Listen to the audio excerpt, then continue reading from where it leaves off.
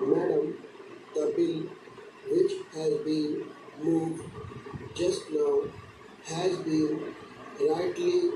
described by the Prime Minister as a non-controversial bill and as a bill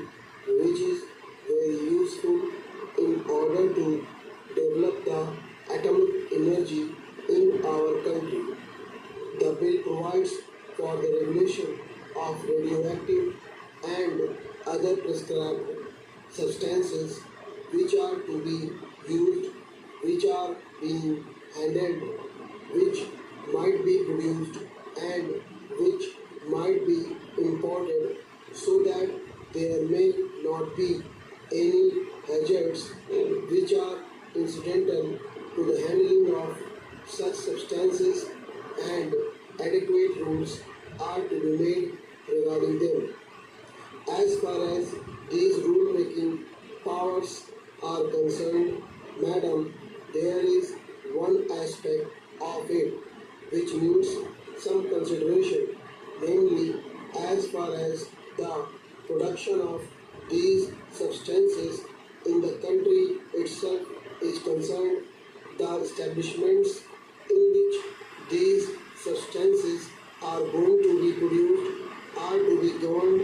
and controlled as far as the safety measures are concerned and as far as the factory acts are concerned by the central government. As far as this provision is concerned, it is desirable because these are not just ordinary factories, but these are factories that have to deal with certain substances for which special protection is necessary, and perhaps the Atomic Energy Commission is the right authority to determine what type of protection is necessary for that. At the same time, in the rule-making power which the central government has taken, precautions should be taken to see that the safety measures regarding other aspects of the matter as far as the work of the labor in these factories is concerned are also of the same standard, if not of a better standard as those provided for in the Factories Act elsewhere. That is, attention should not be concentrated only on the hazards incidental to the handling of these substances, but other amenities to which the workers are entitled to. Ordinary factories should also be provided for in any rules that might be made under this measure. Along with this precaution, this power is absolutely necessary and therefore I support the same. Secondly, there is the question of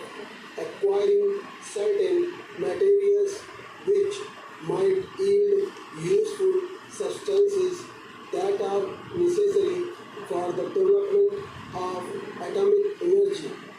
The idea perhaps is to get all these materials within the control of the Atomic Energy Commission because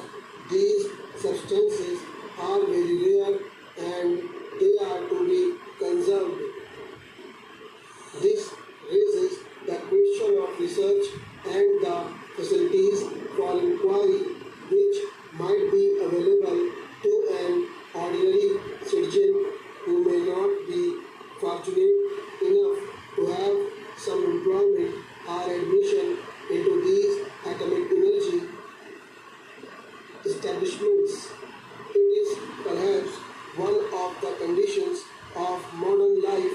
that any scientific research and inquiry involve dangerous implications so that they are to be controlled and coordinated under the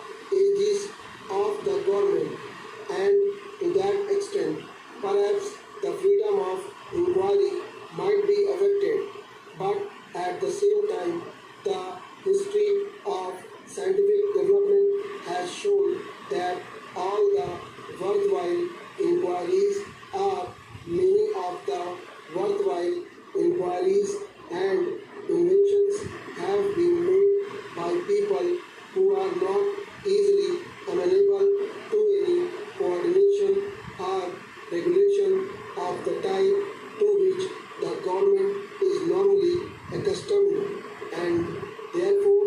some scope has to be left for free inquiry by these geniuses in the community also. I do not know how that can be done, but perhaps one way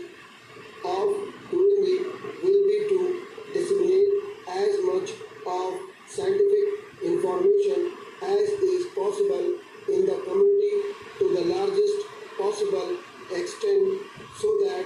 at least as far as the paper work is concerned, no one is handicapped. I am just a layman, and I am not quite acquainted with the various types of developments that are going on regarding the issues connected with the development of atomic energy. But there seems to be some indication that any worthwhile jump that will now come in this particular field is likely to be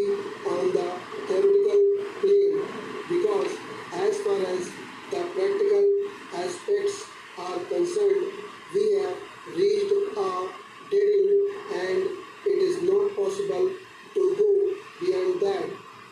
In view of this, it is all the more necessary that as far as the theory is concerned, and as far as the basic material connected with this theory is concerned, it is disseminated to the largest possible extent in our community, so that our people may become conscious of the type of work that is going on, and of the type of work that is needed in order to make further progress in this field and various other fields in this country.